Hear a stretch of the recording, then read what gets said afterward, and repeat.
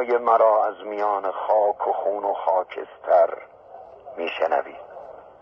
ما را از اعدام نترسانید، از کشتن نترسانید، از سوزاندن نترسانید.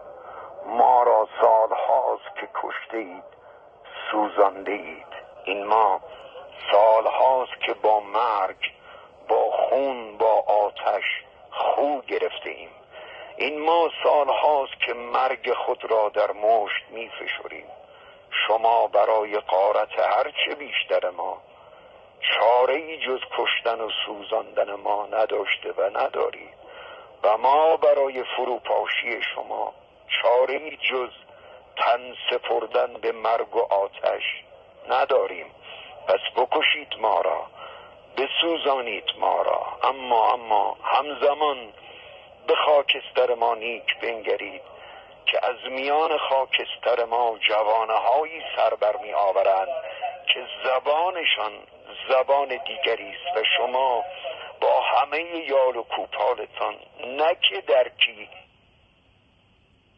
ما نداشته و ندارید، به دست همانان زودا به گور خود کنده خود سرنگون می شوید. اینها که من نوریزاد می گویم هیچ تهدید نیست.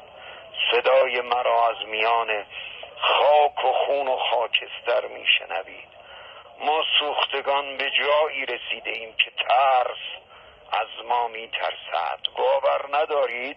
پس بکشید ما را، بسوزانید ما را. جوانهای برخاسته از خاکستر ما برای سرنگونی شما دورخیز کرده اند. این شعار نیست، تهدید نیست، سرنوشت محتوم و شایسته شمایانی است که تا توانستهید از ما غارت کرده اید، ما را سوخته اید، آبروی ایران و ایرانی برده اید. اگر نمیدانید بدانید ما ایرانیان زنده تر از آنیم که با هزار بار مردن از پا درآییم. باشید و تماشا کنید. محمد نوریزاد، 8 بهمن ماه سال 1404، بند 7 زندان اوین.